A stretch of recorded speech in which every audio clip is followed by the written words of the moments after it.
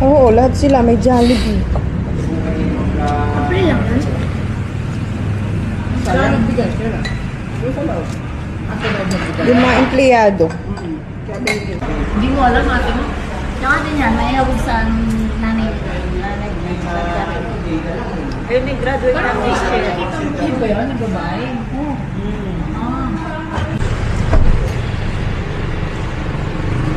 Nagtay, palamigin na konti.